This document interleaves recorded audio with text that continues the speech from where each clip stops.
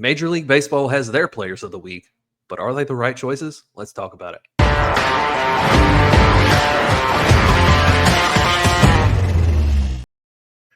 Yes, welcome into another episode of the First Pitch Podcast, your daily source of baseball talk.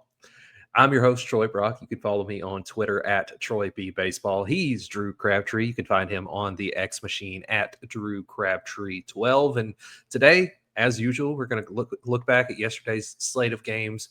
We're going to talk about mine and Drew's hitters and pitchers of the week/season so far. And maybe they're different than Major League Baseball's. If they are, we're right. They're wrong, as usual.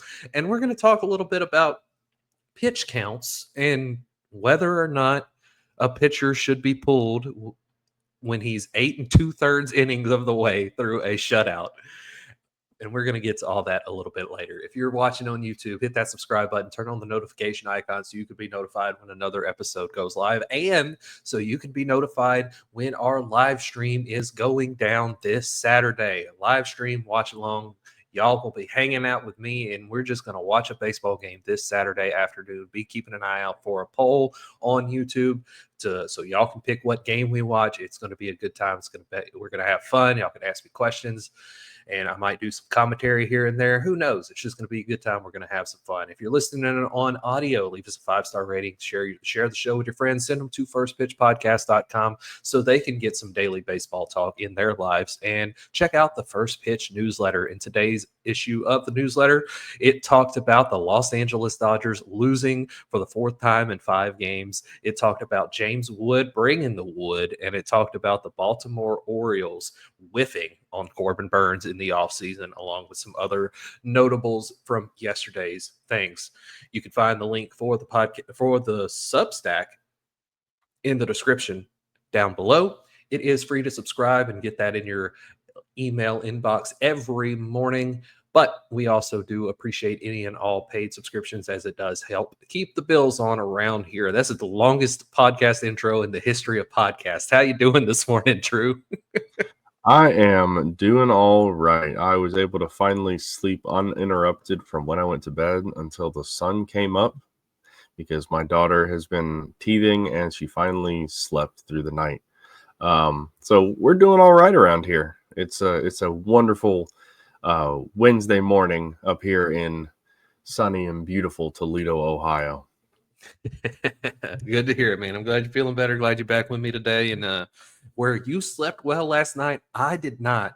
And I have coffee this morning. So good luck to you, Drew, and good luck to those of you out there in podcast land listening to this, because who knows where this is going to go. But let's first go and take a look at the slate of games from yesterday and see what happened in the world of Major League Baseball. Our first game of the day was the New York Yankees at the Detroit Tigers. And you remember when I previewed the game near the end of the show yesterday, I said, hey, this could be the game where Tariq Skubal has a nice bounce back against a team with a weak lineup. And sure and freaking deedy, he did just that. The Tigers won that one 5-0. Tariq Skubal is now 1-2 with a 3.78 ERA. White Sox at the Guardians. The Guardians win that one 1-0 with a walk-off walk in the bottom of the ninth. Emmanuel Clase gets the win.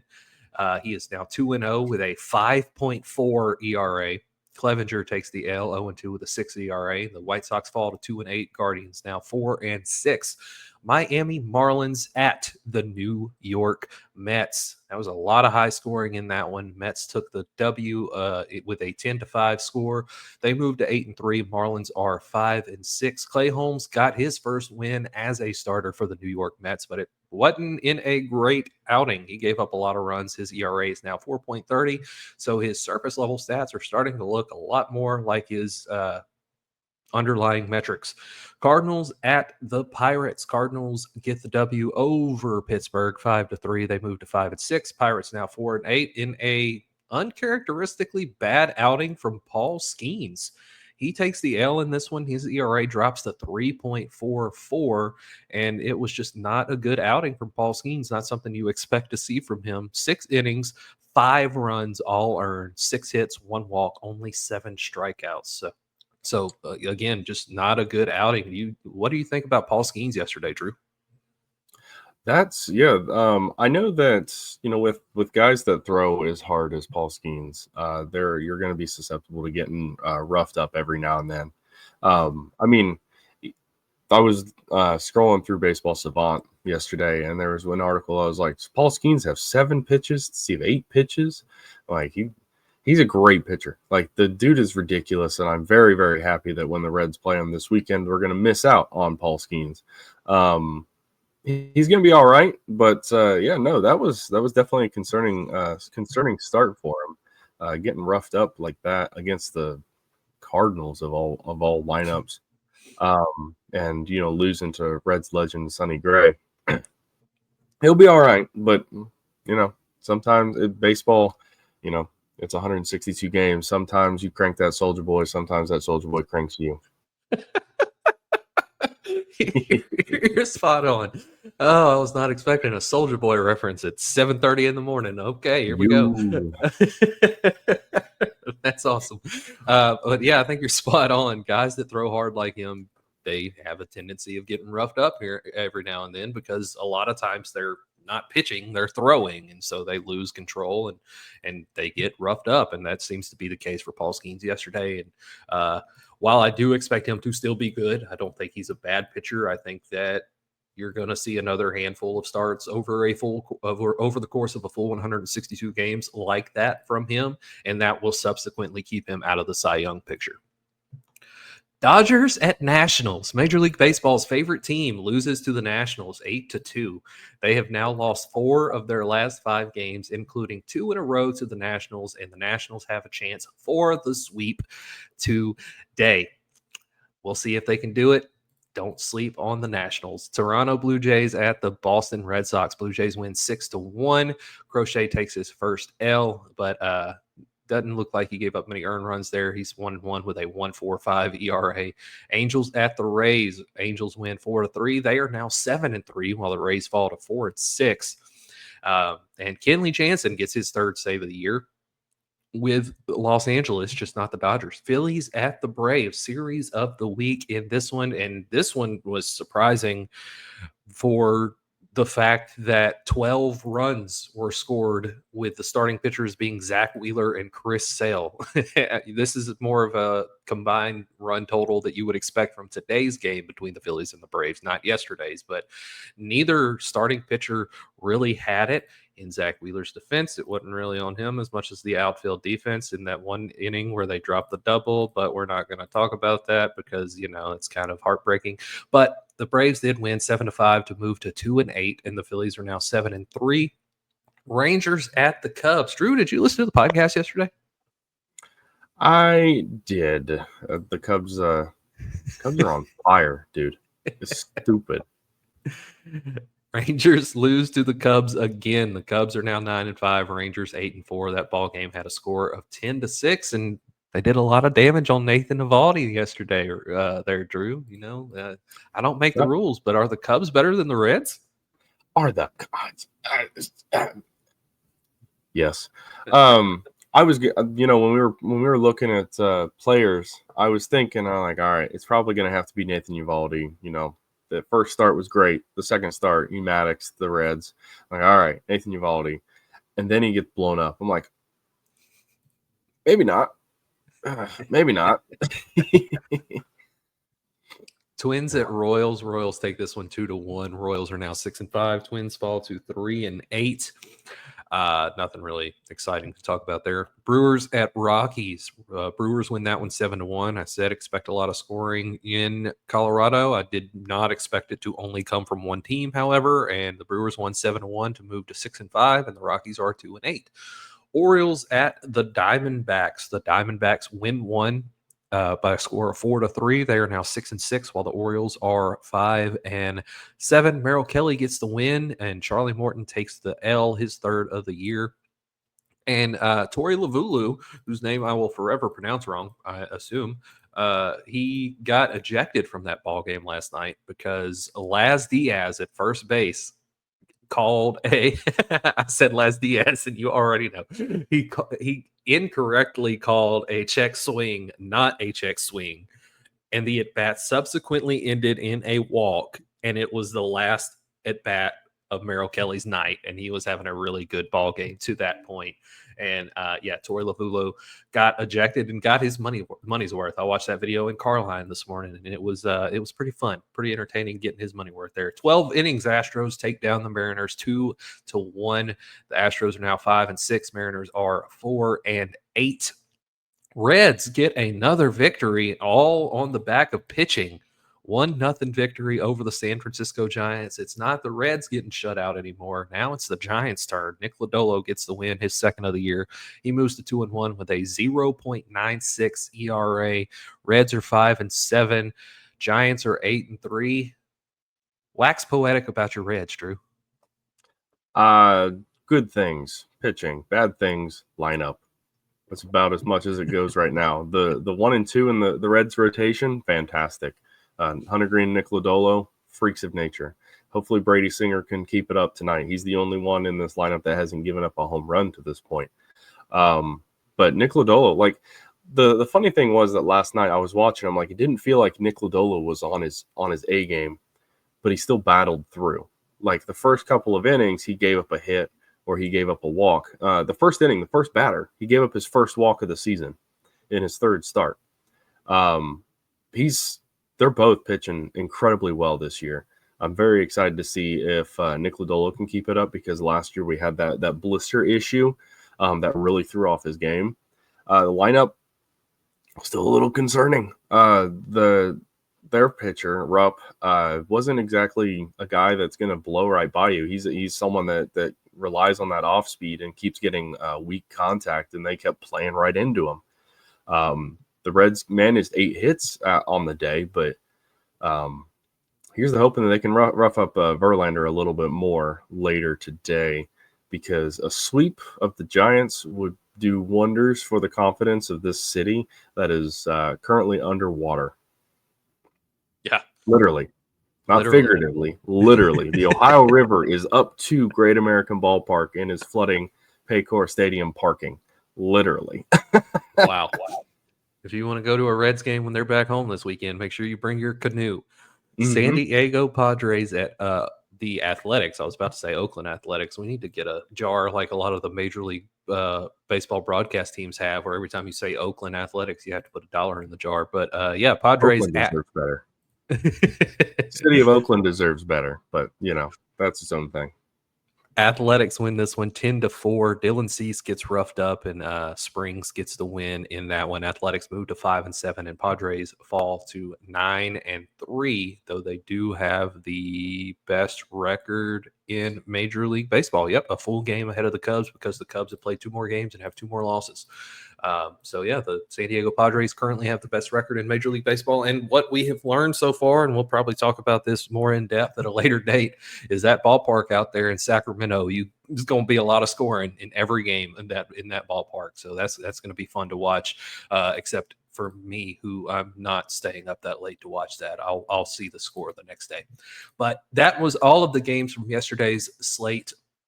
And we have another full slate of games on tap for today that we will look at a little bit later. But first, we're going to talk about our pitchers and hitters of the week / season so far. And the way we did this, we have not told each other who our picks are for hitter and pitcher of the week. We have also taken different leagues for each one. So Drew has the National League hitter. I have the American League hitter. I have the National League pitcher. He has the American League pitcher. So, surprise me, Drew. Who is your hitter of the week / season so far?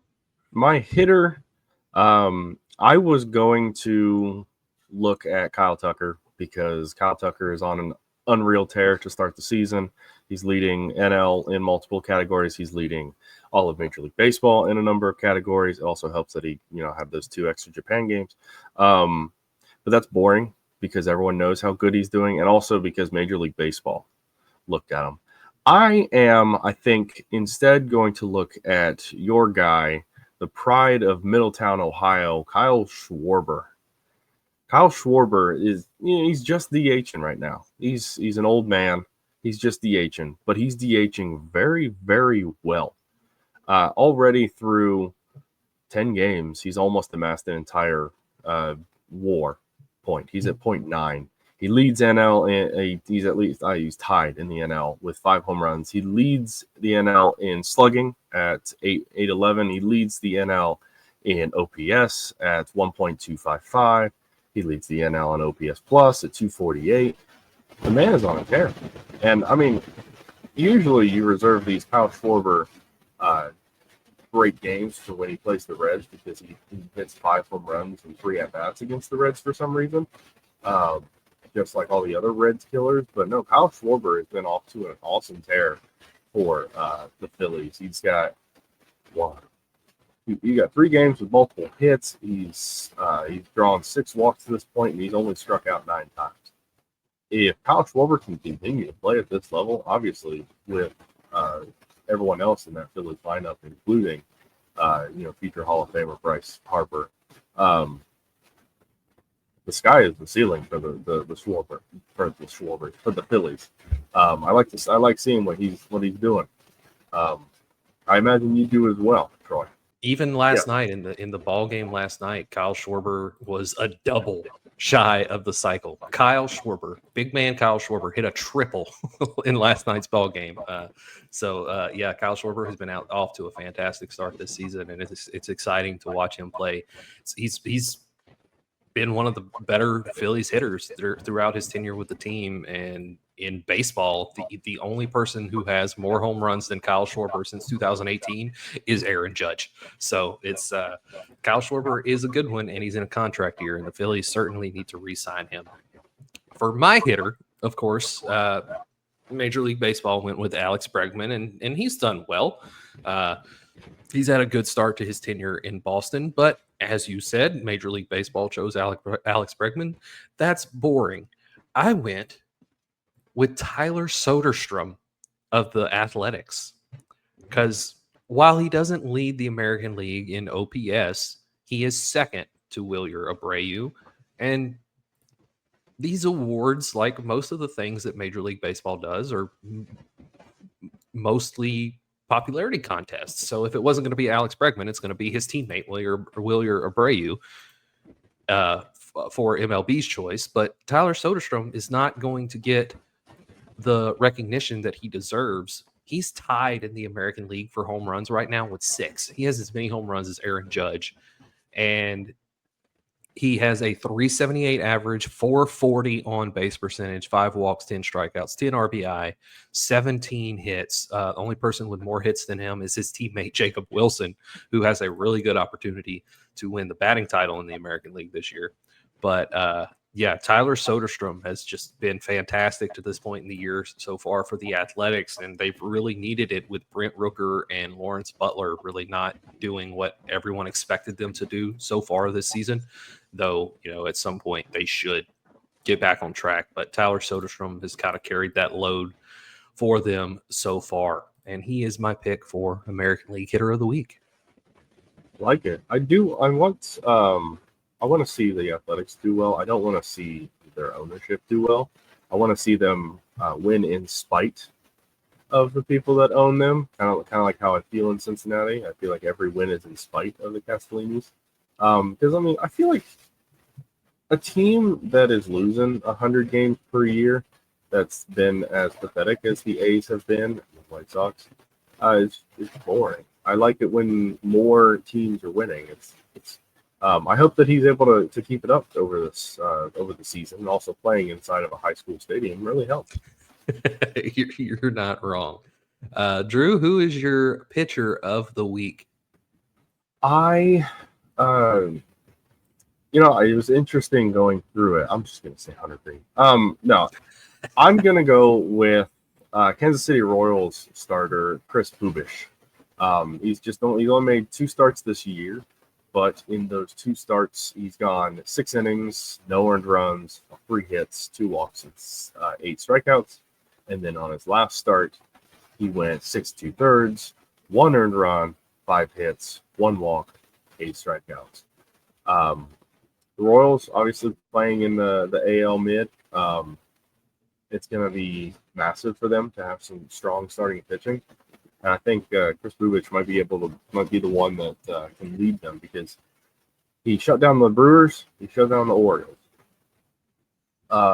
He's got through those 2 starts a .71 ERA, a 1.49 FIP at this point, and I'm really liking what he's putting out there this year. I'm definitely gonna keep an eye out on him because again, even though the Royals made it to the World Series within my memory, different teams winning is always fun, and I'm definitely looking forward to seeing what else he can do. I'm trying to find his whip, and it's definitely not on that page.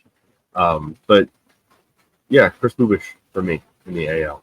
Chris Bubich. Yeah, he's definitely had a fantastic start to the year, and pitching really has been the Royals' calling card. And as we saw last year, they had a fantastic rotation that kind of carried a lot of the slack with the offense outside of Bobby Witt Jr., Vinny Pasquantino when he was on the field doing all of the heavy lifting on the offensive side of the ball. And so the pitching could be their calling card again this year, especially early, as Bobby Witt Jr. has kind of struggled to get going so far. And then, but they did add Jonathan India, of course, and Vinny Pasquantino still there, as well as Salvador Perez. So Chris Bubich is certainly a good pick. He's had a fantastic start to his year, and yeah, it's looking forward to seeing if he can keep it up the rest of the way for those Kansas City Royals, who I do expect to make some noise there in the American League mid, if not. They say that Father Time is undefeated, but Salvi Perez has got something to say about that. Goodness gracious. Yes, he does. My starting pitcher of the season so far / week is from the National League, obviously. And, I could go Spencer Schwellenbach, who has not allowed an earned run to this point in the season while only giving up 3 hits and 1 walk in 14 innings and striking out 14. I could go Mitchell Parker of the Washington Nationals. He's 2 starts, 12 1/3 innings, a 0.73 ERA, but that whip for Mitchell Parker is a little high for me. So I'm going to go with a starting pitcher from the National League Central who has had a fantastic start to his season so far. And he is the ace for his club, and he has proved it to this point in the season. And I'm going to go with Shota Imanaga of the Chicago Cubs. I hate you so much. I'm like, it's gonna be too good to be true. He's not gonna do it. He's gonna do it. He's not gonna do it. All right, yeah, Shota. That's fair. That's fair. He's 2-0 so far. He has a 0.98 ERA through 3 starts, 18 1/3 innings, 0.71 whip, 10 strikeouts. He's not really a strikeout pitcher. And, he was right up there for Rookie of the Year last year in his rookie season in Major League Baseball. And he is kind of the antithesis, I guess, to these pitchers coming over from NPB who tend to get hurt and tend to not have great transitions to Major League Baseball from NPB because of in NPB they pitch one time a week and they have a different ball, and so the grip is different. It's more tacky. It's easier for them to control.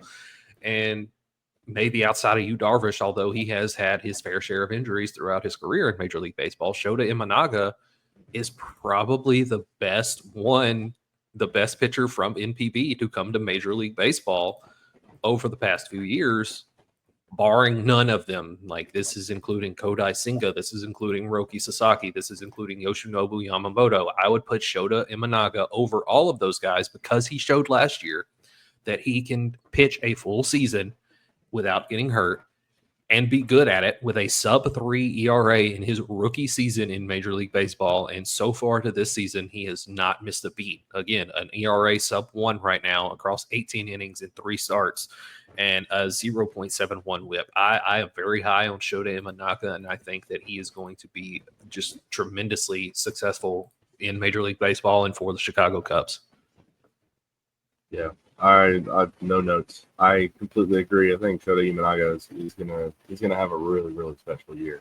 Hopefully the Cy Young is down to 2 NL Central pitchers, and he's gonna eat very well. very well could be one of them. I'm going to hope and pray that every time the Reds and Cubs face each other, that he is the guy not on the mound, and he's the one that just pitched or is set to pitch after the series. But nah, Shota Imanaga is nasty. He's been incredibly impressive to this point. Last year, obviously the pitching wins and losses are dumb. Still, 15-3 as a starter. That's incredible. I'm really looking forward to seeing even how far his game goes. Because he is 30.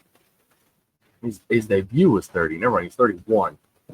So there's still plenty of time for him. It's not like the NFL where once you turn 30, they're shipping you off to a retirement home. But the Cubs are going to get a good couple of seasons out of him. And with how well they've started this season, I think they've won, 7 in a row or something like that, something stupid, or 6 of 7. Shota Imanaga is going to be a massive part of that. They're going for it. And, inside the NL Central, that's incredibly winnable. They're definitely they're going to be playing for the playoffs this year. Yeah, I 100% agree. Before the season, I picked them to win the National League Central, and they have shown me nothing to prove me otherwise to this point in the year. And Shota Imanaga has been a big part of that, as well as Kyle Tucker, who Major League Baseball picked as the National League Hitter of the Week. But yeah, we're going to go from one pitcher to another in the National League Central and kind of jump into our discussion here about pitch counts and whether a pitcher should be pulled with a shutout after going 8 2/3 innings, allowing only 4 hits and 1 walk. And, Drew, it was your Reds who had this game on Monday night, and it was Hunter Greene who had that start on Monday night. And he went 8 2/3 innings, 4 hits, 1 walk, 7 strikeouts. It was a fantastic outing from Hunter Greene. And Terry Francona went to the bullpen for the last out of the game. It was a 2-0 ball game. I don't know if I said that yet or not, but Hunter Greene was at 104 pitches. So I know where I stand on this, but I don't think you and I have ever really talked about this. So first, how did you feel about this one in particular? And then after that, kind of go into how you feel about the discussion around pitch counts as a whole. In general, last on Monday, I thought that Hunter Greene was pitching as well as anybody in Major League Baseball, and that's honestly impressive to say, considering how many great arms there have been. He was on another level against the Giants. It was almost like he was pitching pissed off because of the weird glove nonsense that happened right before the first pitch. The Giants flagged his glove as distracting because of some cover on the webbing on his glove, and he had to switch it out literally right after he got done with his warm-ups. And he just attacked. He attacked. I loved it. I loved Hunter Greene's start. And then segueing into it, I didn't have too much of an issue with pulling him in this instance. Now, if it was July, if June, July, August, and we've got a handful of starts taken care of, I would say, all right, let him go. I get that the game-winning run is suddenly at the plate with 2 outs because he got the first 2 outs of the 9th inning. He gave up a hit. He gave up a walk. It was his only walk of the game. So I understand why Francona was like, all right, let's just make sure we can preserve this win. And he went with, I think it was Tony Santiago, and he just took him out right away. I don't hate the decision all that much, especially considering Hunter Greene's past with, he missed an entire season with Tommy John when he was coming up through the minors. Last season, he threw over 100 pitches 16 times, which is normal for him because my major gripe with Hunter Greene, and I found very little to complain about with him, just like how I did with Joey Votto, just like how I do with all the other players that I really like because I have blinders on. Because I love Hunter Greene. My issue with him was he wasn't efficient enough with his at bats. Like there's one outing where he only went 5 2/3 last year, but threw 109 pitches. You can't do that. You can't be at 100 pitches in the 6th inning. You can't do that, especially not when you're throwing as hard as he is. But this season, it looks like he's pared it back and he's a lot more efficient. He's actually attacking batters. He's overpowering them, which is exactly what I wanted, which is exactly what's going to take him to the next level. So in this instance, I don't hate it. I don't hate taking him out. 104 pitches, that's nowhere close to his career high. His career high is 112 against the Braves in 7 innings last year. And I understand it. I also understand the other side where it's just like he's already pitched this long. What's one more batter? Maybe that'd be his leash. He's like, all right, this is your guy. This is the game winner. If you get him out, game's over. If you walk him, you let him reach, and we got to pull you. But ultimately, I didn't lose any sleep over it because I fully expect him to, the way that he's pitching, to have a complete game later on this year. Yeah, it was a fantastic outing from Hunter Greene.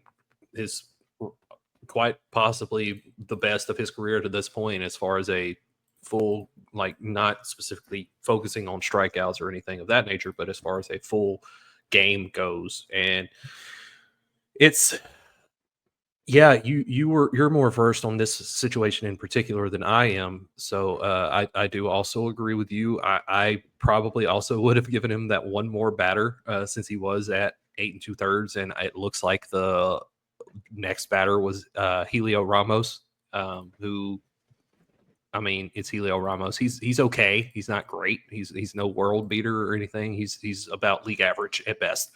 And so I probably would have given him one more batter, but also at the same time, I'm very much subscribed to the analytical side of baseball and where don't let a pitcher go over 100 innings or 100 pitches in a ball game. Like if a pitcher starts going over 100 pitches in a ball game, it's going to start messing with them pretty good. And we've seen that in the past where, and of course, this wasn't as egregious as, let's say, the Edwin Jackson no-hitter from the Arizona Diamondbacks where he threw 149 pitches, or the Pedro Martinez game where he threw 120 or 130 some odd pitches in the late aughts, and then he was never the same after that. It's not as egregious as that, but Hunter Greene, along the same lines as Paul Skeens, is one of those guys who goes up there and he throws hard. He throws gas all game long. And if you're going to be doing that for well over 100 pitches, the wear and tear on the elbow is just insane for a normal amount of pitches, not even talking about over 100. And another thing that, when I have seen or heard a conversation about this topic, about the pitch count topic, be discussed, I haven't heard people really talk about the fact that the pitch count, the official pitch count of a pitcher, isn't all of the pitches that he's throwing, because every time he comes out of the dugout, he's throwing 7 or 8 warm-up pitches before every inning. Before the game, he's throwing a bullpen to get ready to warm his arm up. He's throwing more warm-up pitches on the field before his first inning. So that 104 pitches for Hunter Greene in this game specifically, in 8 2/3 inning, he was up and down 9 times. That's another 72, another 75 pitches on his arm, plus the 104. So nearly 200 pitches on that day. And as a general rule, do not, even in video games, I won't leave a pitcher in for more than 100 pitches, because I'm like, oh, he's going to get hurt. I'm going to lose my best pitcher if I leave him in there for over 100 pitches. But it's tough, because you want to see a guy hit these milestones. Like it would have been awesome to see Hunter Greene get that first complete game and get that complete game shutout. It would have been fantastic for him and a fantastic milestone for him to reach in his career. And that's not to say that he won't in the future, but he had a chance to on Monday night.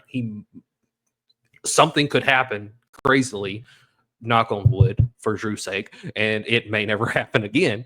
But he may never get that chance again, but he had the chance to on Monday night. And while incomplete games are far less frequent than they were in years past. I think so far this year, I could be wrong, but I think we've had one, and it was the Maddox that Nathan Eovaldi threw. And so it's while I do not like pitchers going over 100 pitches, I think in this specific instance, it would have been okay to let him get through the next batter at the very least. And if he's at 110 pitches at that point, get him out of there. Give him an extra day of rest to recover from the extra workload than he normally gets. But still give him that chance to get the complete game shutout. Because it's again, Hunter Greene has been fantastic, and that was a fantastic outing for him.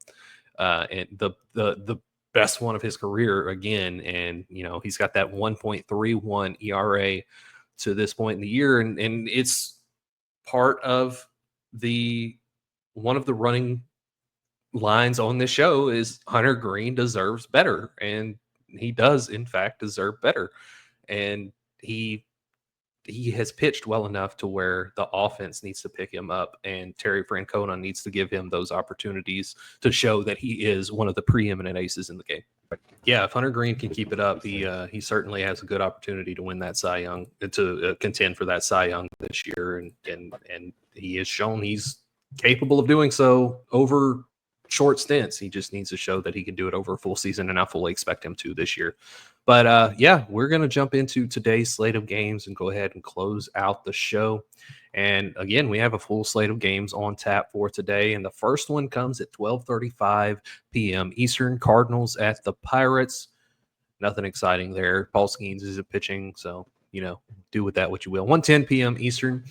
Marlins at the Mets. Again, nothing really exciting there, except for Tylor Megill is starting for the Mets. He has a sub-1 ERA, and against the Marlins, he has a good opportunity to keep that ERA a sub-1 ERA because the Marlins are the Marlins. So that one's at 1:10 p.m. Eastern.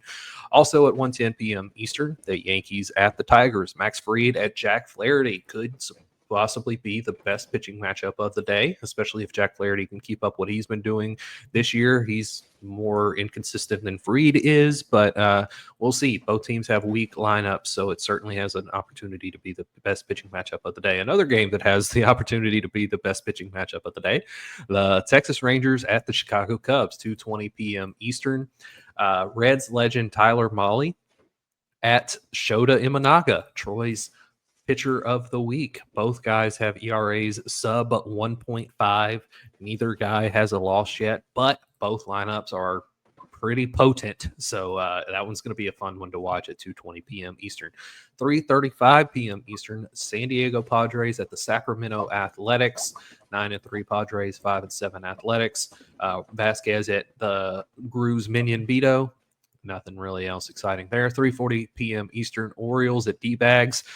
Dean Kramer at Brandon Pfaadt. Brandon Pfaadt leads the Arizona Diamondbacks in ERA right now at 5.25. So it's not been a great year for the Diamondbacks in the starting rotation to this point. 3:45 p.m. Eastern, the Cincinnati Reds at the San Francisco Giants. The Reds look to sweep the Giants and jump all over Ben Verlander's older brother, and Nick Martinez is on the bump for the Cincinnati Reds. Drew, do you think the Reds can pull off the sweep in this one? If Nick Martinez can show that he is worth that qualifying offer of 21 big old bucks, yeah. But to this point, the Reds have need two elite pitching performances to get the first two wins, and Nick Martinez is not Hunter Greene or Nick Lodolo. I, for some reason, thought Brady Singer was going to be the guy on the mound. I was wrong. My brain is still scrambled. Has not. So here's the hoping.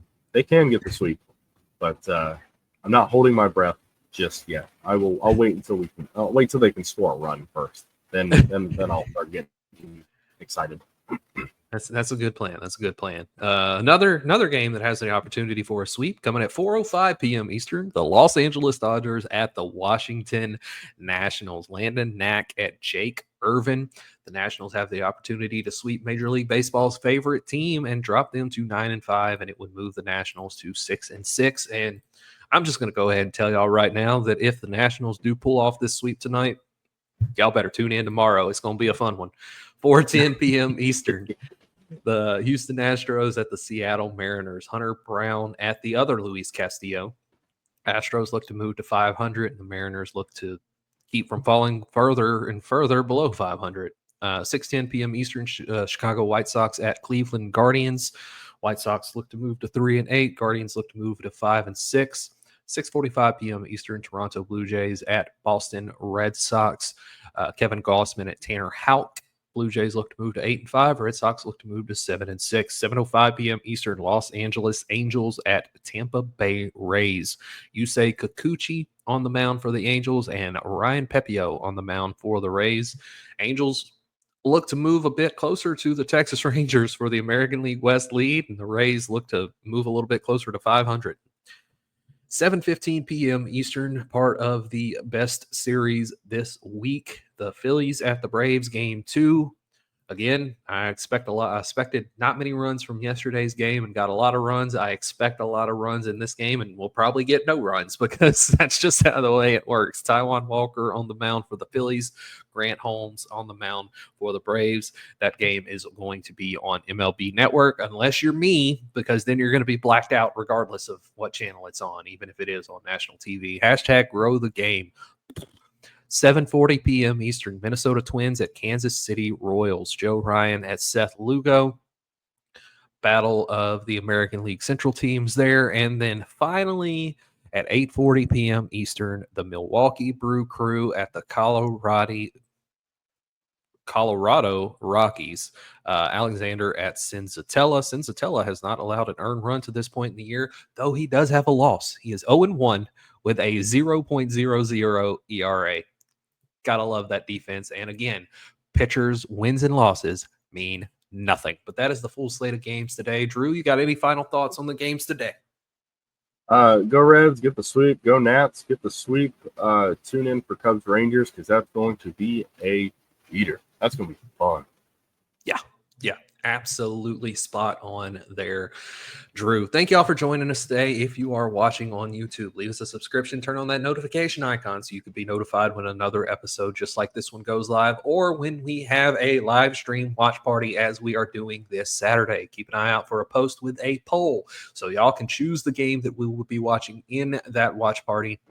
It's going to be a fun time. We're going to hang out, watch some baseball together, and we're just going to have some fun. That's just all it is. Baseball's fun. I want to have some fun. I like watching baseball. I hope y'all like watching baseball too, and who knows? Maybe I'll do some commentary. Maybe I'll sing to you. I don't freaking know. We'll find out on Saturday. If you're listening on audio, leave us a 5-star rating. Share the show with your friends. Send them to firstpitchpodcast.com so they can get their daily source of baseball talk. Check out the First Pitch newsletter. Link for that is in the description. Again, in today's issue, we talked about Major League Baseball's favorite team losing again last night. We talked about James Wood finding his swing, and we talked about the Baltimore Orioles whiffing completely on Corbin Burns, as well as a few other notables from yesterday and a few notables to look for today. The newsletter is free to subscribe to. You will get it in your email inbox every single morning, and on the weekends I do a recap since this show does not run on the weekends, but we do also appreciate any and all paid subscribers because they help keep the bills on around here. Thank you for joining us today. I've been Troy. He's been Drew. Y'all have been awesome. Peace, love, and rock and roll. This has been First Pitch. We're out. Bye.